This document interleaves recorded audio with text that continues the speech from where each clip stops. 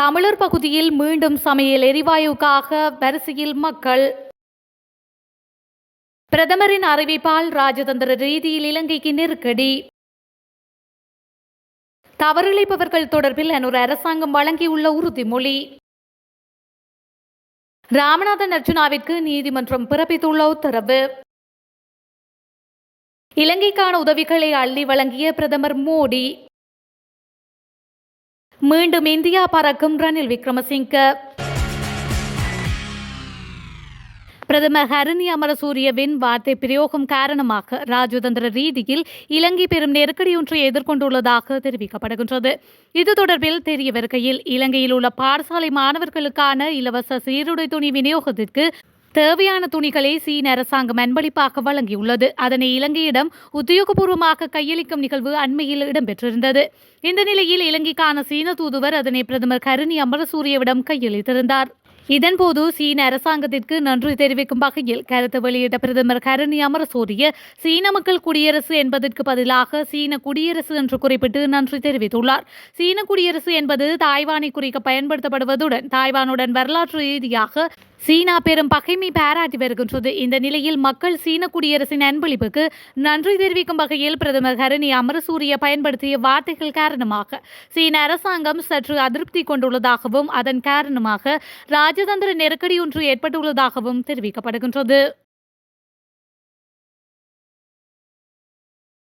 யாழ்ப்பாணம் வடமராட்சி பருத்தித்துறை பகுதியில் மக்கள் எரிவாயுவை பெற்றுக்கொள்வதற்காக வரிசையில் காத்திருந்தனர். சுமார் ஒரு மாதத்திற்கு மேலாக லாப் சமையல் எரிவாயு தட்டுப்பாடு நிலவி வந்த நிலையில் இன்றும் லாப் எரிவாயு விற்பனைக்காக வரும் என்ற நம்பிக்கையுடன் மக்கள் காத்திருந்தனர். இதேவேளை இந்த மாதம் லிட்ரோ சமையல் எரிவாயுவின் விலையில் திருத்தம் எதுவும் மேற்கொள்ளப்பட மாட்டாது என லிட்ரோ நிறுவனம் அறிவித்தது. சர்வதேச சந்தையில் எல்பி எரிவாயுவின் விலை அதிகரித்துள்ள போதிலும் மக்களுக்கு நிவாரணம் வழங்கும் வகையில் எரிவாயுவின் விலையை அதிகரிப்பதில்லை என தீர்மானித்துள்ளதாக அந்த நிறுவனம் தெரிவித்துள்ளது. அதன்படி 12.5 கிலோ எடையுள்ள சமையல் எரிவாயு சிலிண்டர் 3690 ரூபாய்க்கும் 5 கிலோ எடை கொண்ட சமையல் எரிவாயு சிலிண்டரின் விலை 1482 ரூபாய்க்கும் விற்பனை செய்யப்படும் என அறிவிக்கப்பட்டுள்ளது. மேலும் 2.3 கிலோகிராம் எரிவாயு சிலிண்டர் 694 ரூபாய்க்கும் விற்பனை செய்யப்படுவதாக தெரிவிக்கப்பட்டுள்ளது. தவறிழைப்பவர்களுக்கு நிச்சயமாக திசை காட்டிய அரசாங்கம் தண்டனை வழங்கும் என்று பிரதி அமைச்சர் நளின் கேவகே தெரிவித்துள்ளார். அம்பலாந்தோட்டை பகுதியில் வைத்து ஊடகங்களுக்கு கருத்து தெரிவிக்கும் போது அவர் மேற்கண்டவாறு குறிப்பிட்டுள்ளார். தொடர்ந்தும் தெரிவிக்கையில், பல நெருக்கடிகளுக்கு மத்தியிலேயே எமது பயணத்தை நாங்கள் ஆரம்பித்துள்ளோம். அடுத்த வருடம் 1ஆம் தேதி கிளீன் ஸ்ரீலங்கா என்ற பாரிய திட்டத்தை நாங்கள் ஆரம்பிக்க உள்ளோம். ஊழல், மோசடி, திருட்டு உள்ளிட்டவற்றிலிருந்து அரசியல்வாதிகள் விடுபட்டு முன்னுதாரணமாக செயல்பட வேண்டும் என நாம் நினைக்கின்றோம். தற்பொழுது சபாநாயகர் பதவி தொடர்பில் பாரிய பிரச்சினைகளை தோற்றுவித்துள்ளனர். தவறிழைக்கும் அரசியல்வாதிகள் தொடர்ந்தும் எமது நாட்டுக்கு தேவையில்லை. தவறிழைக்கும் அரசியல்வாதிகளை நிராகரித்தே நீங்கள் அனைவரும் திசை காட்டியை தேர்வு செய்துள்ளீர்கள். அதற்குமைய சபாநாயகர் பதவியிலிருந்து தற்பொழுது அவர் பதவி விலகியுள்ளார். இது தொடர்பில் எதிர்காலத்தில் கருத்து தெரிவிப்பதற்கும் அவர் தயாராக உள்ளார். அவ்வாறானதொரு கட்சியே எமது கட்சி.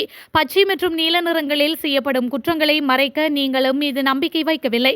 எனவே தவறிழைப்பவர்களுக்கு திசை காட்டி கட்சி நிச்சயம் தண்டனை வழங்கும் என்பதை இந்த சந்தர்ப்பத்தில் வாக்குறுதி அளிக்கின்றேன் என அவர் மேலும் குறிப்பிட்டுள்ளார்.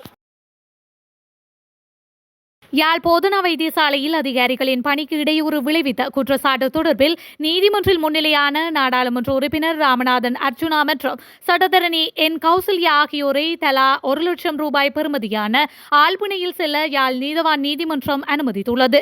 யாழ் போதனா வைத்தியசாலைக்கு சென்று வைத்தியசாலையின் பணிப்பாளர் வைத்தியர் சத்தியமூர்த்தியுடன் தர்க்கத்தில் ஈடுபட்டமை தொடர்பாக போலீசில் முறைப்பாடு பதிவு செய்யப்பட்டுள்ளது. இது தொடர்பாக இன்று யாழ்ப்பாணம் நீதவான் நீதிமன்றத்தில் சட்டத்தரணியுடன் நாடாளுமன்ற உறுப்பினர் முன்னிலையாகி இருந்தார். அதனைத் தொடர்ந்து நடைபெற்ற வழக்கு விசாரணையின் போது வைத்தியசாலைக்குள் பணிப்பாளரின் அனுமதியின்றி அத்துமீறி நுழைதல், முறைப்பாட்டாளருக்கு இடையூறு விளைவித்தல் போன்ற செயல்பாடுகளில் ஈடுபடக்கூடாது என சந்தேக நபர்களுக்கு அறிவுறுத்திய நீதவான் சந்தேக நபர்களை தலா 1 லட்சம் ரூபாய் பெறுமதியான ஆழ்பிணையில் செல்ல அனுமதித்துள்ளார். குறித்த வழக்கினை மேற்கொண்டு நடாத்துவது தொடர்பில் சட்டம் அதிபரின் ஆலோசனைகளை பெறுமாறு போலீசாருக்கு அறிவுறுத்திய நீதவான் வழக்கினை எதிர்வரும் பிப்ரவரி மாதம் 7ஆம் தேதிக்கு ஒத்திவைத்துள்ளார். இலங்கையின் மின் உற்பத்தி நிலையங்களுக்கு திரவமாக்கப்பட்ட இயற்கை எரிவாயுவை வழங்க இந்தியா திட்டமிட்டுள்ளதாகவும் இரு நாடுகளின் மின் கட்டங்களை இணைக்கவும் அண்டை நாடுகளுக்கு இடையே பெட்ரோலிய குழாய் இணைப்பை பொருத்தவும் நடவடிக்கை எடுக்கப்படும் என இந்திய பிரதமர் நரேந்திர மோடி இன்று திங்கட்கிழமை அறிவித்துள்ளார். புதுடில்லியில் இலங்கை ஜனாதிபதி அனுரகுமார திசாநாயக்கவுடன் கூட்டாக செய்தியாளர்களை சந்தித்த பிரதமர் மோடி இதனை தெரிவித்துள்ளார். பிரத்யேக டிஜிட்டல் அடையாள திட்டத்தில் இலங்கையுடன் இந்தியா ஒத்துழைக்கும் என பிரதமர் மோடி தெரிவித்துள்ளார். மாஹோ அனுராதபுரம் தொடருந்து சமிக்ஞை அமைப்பு மற்றும் காங்கேசன்துறை துறைமுகத்தின் புனரமைப்புக்கு உதவி வழங்குவதற்கான இந்தியாவின் முடிவையும் அவர் அறிவித்தார். அடுத்த வருடம் முதல் யாழ்ப்பாணம் மற்றும் கிழக்கு மாகாண பல்கலைக்கழகங்களில் 200 மாணவர்களுக்கு மாதாந்த புலமை பரிசில்கள் வழங்கப்பட உள்ளன. அடுத்த 5 ஆண்டுகளில் இலங்கையின் 1500 அரசு ஊழியர்களுக்கு இந்தியாவில் பயிற்சி அளிக்கப்படும் என்றார். வீட்டு வசதி, புதுப்பிக்கத்தக்க எரிசக்தி, விவசாயம், பால்வளம், மீன்வளம் மற்றும் உள்கட்டமைப்பு மேம்பாடு ஆகிய துறைகளில் இந்தியாவின் ஈடுபாடும் வலியுறுத்தப்பட்டது. மனிதாபிமான அடிப்படையில் கடற்தொழிலாளர்களின் வாழ்வாதாரத்தை அணுக வேண்டும். ராமேஸ்வரம் தலைமன்னார் வரை கப்பல் போக்குவரத்து துவங்கப்படும். இலங்கையின் வளர்ச்சி திட்டங்களுக்கு இந்தியா உறுதுணையாக இருக்கும் என அவர் தெரிவித்துள்ளார். இலங்கை ஜனாதிபதி அனுரகுமார திசாநாயக்க கூறியதாவது: கடற்தொழிலாளர் பிரச்சினைக்கு நிரந்தர தீர்வு காண வேண்டும் என பிரதமர் மோடி வலியுறுத்தினார். இந்தியாவில் சிறப்பான வரவேற்புக்கு நன்றி. இலங்கையின் பாதுகாப்புக்கு இந்தியா உறுதுணையாக இருக்கும். இந்திய கடற்தொழிலாளர்கள் சுருக்குமடி வேலை பயன்படுத்துவதை தவிர்க்க வேண்டும். சுருக்குமடி வேலையால் மீன்வளம் பாதிக்கப்படும். மக்களுக்கான சேவைகளை டிஜிட்டல் முறையில் வழங்க இந்தியா முன்வந்துள்ளது. நிதி நெருக்கடிகளை இலங்கை சந்தித்த போது இந்தியா உதவி செய்தது என்று அவர் மேலும் தெரிவித்துள்ளார். முன்னாள் ஜனாதிபதி ரணில் விக்ரமசிங்கே எதிர்வரும் 22ஆம் தேதி இந்தியா செல்ல உள்ளார். 2 மாதங்களுக்குள் முன்னாள் ஜனாதிபதி இந்தியா செல்வது இது 2வது தடவையாகும். முன்னாள் ஜனாதிபதி ரணில் விக்ரமசிங்கே தனது இந்திய விஜயத்தின் போது பல விசேட சந்திப்புகளை நடாத்த உள்ளதாக அரசியல் வட்டாரங்கள் தெரிவிக்கின்றன.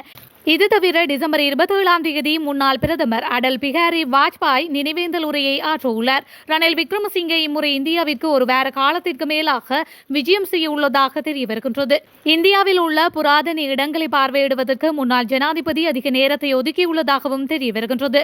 ரணில் விக்ரமசிங்கே நவம்பர் 21 முதல் 30 வரை இந்தியாவிற்கு விஜயம் செய்திருந்தமையும் குறிப்பிடத்தக்கது.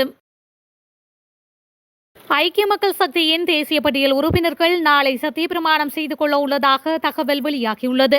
அதற்கமைய மனோ கணேசன், நிசாம் காரியப்பர், சுஜீவ சேனசிங்க, முகமது இஸ்மாயில் ஆகியோர் நாளைய நாடாளுமன்ற அமர்வில் ஆரம்பத்தின் போது சத்தியப்பிரமாணம் செய்து கொள்ள உள்ளனர்.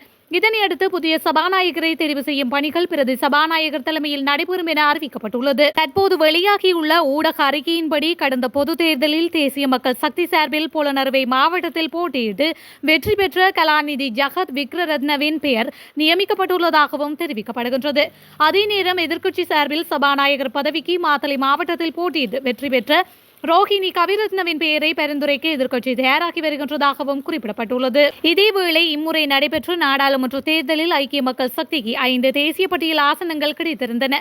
ஐக்கிய மக்கள் சக்தியின் பொதுச் செயலாளர் ரஞ்சித் மத்தும பண்டார தேசிய பட்டியல் உறுப்பினராக இதற்கு முன்னர் பெயரிடப்பட்டிருந்த நிலையில் ஏனைய 4 பெயரும் கடந்த 12ஆம் தேதி அறிவிக்கப்பட்டமையும் குறிப்பிடத்தக்கது.